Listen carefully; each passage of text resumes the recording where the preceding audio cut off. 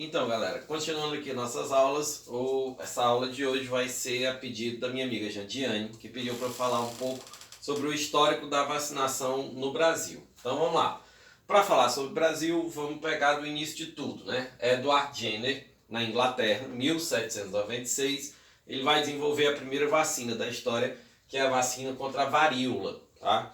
Esse estudo é feito por ele em 1796 e ele só vai ser publicado em 1798, então no finalzinho do século XVIII. E aí é interessante perceber que, ao contrário de outras descobertas científicas que demoraram muito para se popularizar, para serem comercializadas, como a penicilina do Fleming, por exemplo, aqui a vacinação não. A vacina ela teve assim uma aceitação muito rápida no meio científico. Tá? Se a gente for comparar, por exemplo, com a ideia da seleção natural de Darwin, né? Foi uma ideia que veio assim causando muito alvoroço e muitos cientistas não aceitaram aquilo muito bem. Houve muita discussão, até hoje se discute muito. A vacina não, foi assim uma coisa quase que instantânea, porque os estudos foram feitos em 1796, vão ser publicados em 1798, e em 1800, então olha só a diferença de anos. Em 1800, a Inglaterra já tinha campanha de vacinação. Então foi tudo muito rápido, né? Pra gente aqui demorou um pouquinho, porque é o Marquês de Barbacena quem vai trazer para o Brasil a vacina em 1804. Então um pouco mais de 100 anos depois. A família real portuguesa ainda nem tinha vindo para o Brasil, tá? Então o Brasil demorou bastante para trazer essa vacinação. Só que também não era uma coisa popular, tá? A grande maioria da população não sabia o que era aquilo, como funcionava, e não havia até então assim, uma campanha de vacinação nacional. A primeira vez que isso vai acontecer, deu muita treta, a revolta da vacina. E aí, para entender a revolta da vacina, a gente tem que falar um pouquinho sobre a chamada Belle Époque, ou a Bela Época. Que momento é esse? Então, o final do século XIX para o início do século XX é um período que muitas capitais pelo mundo estão se modernizando. As cidades estão passando por uma higienização, tá? Até porque essa ideia de higiene é muito do século XIX. Antes disso a higiene era bem remota. Se a gente for pegar, por exemplo, a Europa Ocidental, lá para o século XV, XVI, as pessoas tinham o hábito de tomar banho uma vez por ano até. Tá? Olha só, uma vez por ano. E geralmente esse banho era tomado em maio. E é por isso que maio é o mês das noivas, porque a galera aproveitava que ia tomar banho e casava logo, para aproveitar que o cheiro ainda estava agradável. Tá? Então o mês de maio não é porque era o mês das flores, bonitinho, não. Era para aproveitar o cheiro, porque se deixasse para casar em novembro a situação era complicada. As mulheres casavam sempre levando um buquê de rosas, para dar uma amenizada no cheiro também. Então a situação era mesmo muita sujeira. Não se tinha essa ideia de higiene até então. É só no século XIX que isso vai começar a ser debatido, a ser discutido. Micro-organismos vão ser descobertos pela ciência e a galera vai passar a ter mais essa preocupação. Vai ter também agora uma necessidade, muito por conta da Revolução Industrial, é muita novidade, muitas ideias novas, muitos objetos novos, ciências novas, então as cidades vão passar por um processo de urbanização também, tá? Então Paris, Londres, muitas capitais europeias vão passar por esse processo e isso vai chegar aqui no Brasil. No caso do Brasil, como mais uma vez, demorou um pouquinho. Primeiro chega na Argentina e no Uruguai. Então Montevidéu e Buenos Aires, no início do século XX, eram cidades limpas, urbanizadas, organizadas.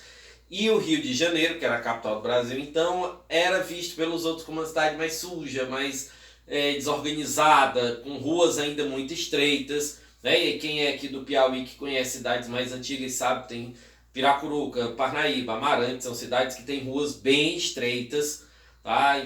Porque foram cidades construídas no século XVI, XVII, XVIII, e não havia necessidade de automóveis, não existiam automóveis ainda, então as ruas eram bem pequenas. Hoje, né, a Frei Serafim aqui em Teresina já passou por algumas reformas para ter aquele canteiro diminuído e aumentar um pouco o espaço para os automóveis. Então, cidades assim, como Rio de Janeiro, tinham vielas, ruas muito estreitas, muito era muito complicado para o transporte de mercadorias, isso dificultava o comércio, enfim. Então precisamos mudar, tá? Rodrigues Alves, então presidente, o Rodrigues Alves, ele é o primeiro presidente civil do Brasil e o terceiro da história. Porque os dois primeiros presidentes são militares, Deodoro da Fonseca e o Floriano Peixoto. Rodrigues Alves vai ser o primeiro civil. Tá? E ele vem com essa ideia de vamos modernizar a capital. Né? O prefeito do Rio, à época, também gostou da ideia, então vamos fazer esse trabalho. E aí o que vai acontecer? Primeiro, precisamos reformar o porto do Rio de Janeiro. Tá? Porque o porto era muito pequeno, embarcações maiores não conseguiam encostar, então tinha que chegar a uma embarcação maior, tinha que parar uma distância considerável da praia e vir outras embarcações menores. Demorava demais, custava muito mais, era muito mais complicado, dependioso. Então precisamos aumentar o porto. Como eu já tinha falado, para transportar essas mercadorias entre as ruas também levava muito trabalho, era muito complicado, as ruas eram muito estreitas, então precisamos alargar essas ruas. Mas como que se alarga uma rua? Derrubando casas. Tá? E aí começa uma campanha para derrubar os cortiços, tá? Cortiços e casas mais antigas. Então, quem tiver uma casa velha, caindo aos pedaços, uma casa considerada suja pela prefeitura, manda derrubar. Só que isso foi muito impositivo, foi tudo muito rápido, ninguém avisou, vamos fazer daqui a um mês. Não, simplesmente você podia sair de casa para trabalhar, voltar e sua casa não está mais lá. A prefeitura passou por cima e derrubou. Então imagine como a galera ficou loucaça da vida com isso. Então, a reforma do porto também, óbvio, para fazer uma reforma grande você precisa paralisar aquilo por um tempo. Muitas famílias dependiam de comércio naquela região, né? A galera vendia alguma coisa ali por perto, teve que se mudar. Essa galera que teve as casas derrubadas também foi obrigada a se mudar. Então, muito desse pessoal vai procurar os subúrbios, vai procurar as favelas, tá? Então, marginalização. Teresina passa por um processo muito parecido, mas isso só vai acontecer lá nos anos 40, que é quando é inaugurado o Teatro 4 de Setembro, a Praça Pedro II, e aí muitas casas velhas, muitos barracos, muitos cortiços do centro também são derrubados. Ou melhor, são queimados. A prefeitura mandava botar fogo nesses cortiços à noite e a galera tinha que vazar e procurar outros lugares mais distantes. Tá? Então, isso tudo vai gerar o quê? Inflação. Vai gerar inflação. Lembrando, procurem o livro Palha de Arroz, tá? Que conta essa história sobre as casas que eram queimadas em Teresina, bem interessante, vale a pena a leitura. Então, reforma do porto, né? Muita gente que trabalhava ali tem que sair e procurar outro lugar. Cortiços derrubados, isso vai causar uma grande revolta. Inflação e principalmente o preço dos aluguéis. Se as casas agora estão sendo derrubadas, tem menos casas, obviamente a galera vai se aproveitar disso, vai aumentar o preço dos aluguéis, o que faz com que muita gente procure barracos nas favelas, nos subúrbios, tá? Então, tudo isso já deixou um clima bem pesado no Rio de Janeiro, uma boa parte da população bem insatisfeita com o governo. E aí vem o estopim, tá? Vem a última gota mesmo para transbordar esse copo de tensão, que é a campanha de vacinação pensada pelo Oswaldo Cruz. Então, Oswaldo Cruz, médico sanitarista, ele era secretário de saúde da cidade de Rio de Janeiro e ele vai idealizar essa campanha de vacinação. Quais eram as doenças que a prefeitura queria acabar? Primeiro, a varíola, e aí no caso da varíola tem a vacina, né? A primeira vacina da história é exatamente essa. Essa campanha até dá certo a longo prazo. A revolta é de 1904. Em 1909 não foi registrado nenhum caso de varíola no Rio de Janeiro. O que pensar nisso antes era uma coisa absurda, mas em 5 anos funcionou. Febre amarela, e a febre amarela vai ser transmitida por insetos, então a ideia é deixar o lugar mais limpo, casas mais velhas, casas mais sujas, derruba. Então deixa o lugar mais limpo e assim esses insetos vão diminuindo, o que vai acabar diminuindo também a transmissão da doença.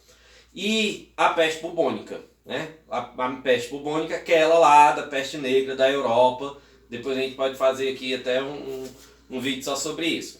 A peste bubônica ela era transmitida por ratos, né? E aí ela é transmitida pelas pulgas do rato. Então, o que vai acontecer? Essa história, assim, acho que é a história que melhor resume o brasileiro em geral. A Prefeitura do Rio de Janeiro prometeu dinheiro para quem conseguisse pegar os seus ratos de casa. Tá? Então, você tem rato em casa, pode trazer, vivo ou morto, que a Prefeitura compra. Então, qual é a ideia? Nós estamos incentivando a galera a tentar pegar esse rato, eles vão trazer, porque eles querem essa grana, e a gente acaba com os ratos da cidade, a doença vai acabar logo logo. Só que Brasil é Brasil, né?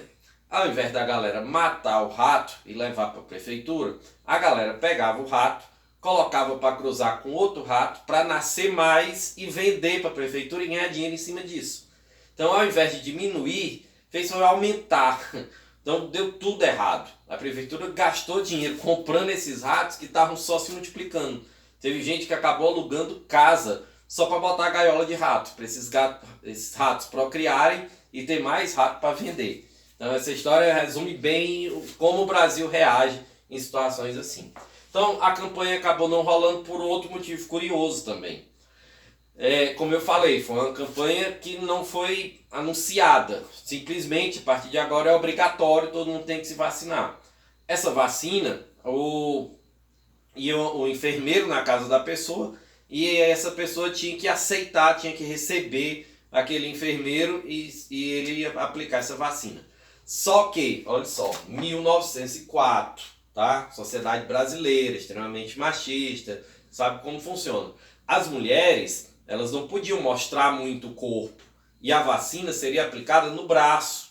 Então imagina, eu deixar que um outro homem pegue no braço da minha mulher? Não pode, de maneira alguma. Esse era o pensamento para a época. As mulheres se vestiam sempre com roupas cobrindo o corpo inteiro, tá? Vestidos que iam até a canela e muitas vezes até luvas para não mostrar sequer a mão. E aí tem até um fato curioso que esse período também é o período que o futebol chega no Brasil, né? E o futebol chega como um esporte de elite, porque ele vem da Inglaterra, então é uma galera rica que ia para a Europa, traz o futebol para cá. E aí essas mulheres que iam aos estádios iam sempre elegantíssimas, né? E muitas usando roupas com luvas que cobrindo o corpo inteiro. Quando o jogo era muito bom, essas mulheres tiravam as luvas, elas batiam muita palma, né? Suava, então elas tiravam a luva para torcer o suor. E é daí que vem a expressão torcer pelo time, tá? Essa era a torcida. Tanto que lá em Portugal se chama adeptos, né? Como Jorge Jesus chamava aqui a torcida do Flamengo. Mas aqui no Brasil se chama torcida por isso. Eram as mulheres que torciam suas luvas que estavam com muito suor. Então, se para assistir ao jogo de futebol as mulheres tinham que usar luvas cobrindo tudo, não vou deixar o homem ir pegar no braço da minha mulher. Então, muito por conta disso também, desse pensamento bem machista, a campanha já não ia funcionar, mas isso vai incentivar ainda mais, tá? Então a campanha do Oswaldo Cruz não rolou, houve um quebra-quebra geral, tá? Muita gente, foram mais de 30 mortes, são mais de 400, desculpa, são mais de 400 pessoas presas, então foi um quebra-quebra total, muita gente vai ser deportada, só corrigindo os dados, são 30 mortes, são 110 pessoas presas e mais de 400 pessoas deportadas para o Acre. Então a galera mandada para o Acre, do Rio de Janeiro para o Acre. O Acre que tinha sido comprado pelo governo brasileiro há pouco tempo, se não me engano em 1903. Tá?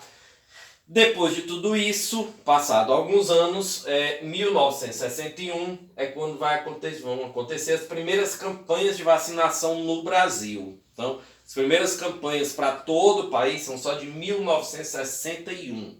Tá? Em 1977, há uma definição das vacinas obrigatórias para crianças até 1 ano de idade. E aí vai ser basicamente o mesmo que se tem até hoje. Tá? Em 1986, a criação do mascote dessa campanha, que é o Zé Gotinha, tá? Como alguns alunos meus gostam de sempre lembrar, o Zé Gotinha é uma versão brasileira menos racista do Ku Klux Klan. Tá? Lembra bastante. Então, Zé Gotinha, 1986, e em 2000 foi feita uma campanha de vacinação para povos indígenas. Então, os povos que viviam mais isolados só vão passar a ter essa campanha de vacinação já nos anos 2000. não sendo obrigatório, tá? Por conta da cultura. Então, aqui é um resumo, tá? Bem breve desse processo inteiro. Qualquer dúvida que vocês tiverem a respeito disso, pode perguntar, posso disponibilizar até alguns links, alguns textos que possam acrescentar mais sobre o vídeo, beleza? Valeu, galera!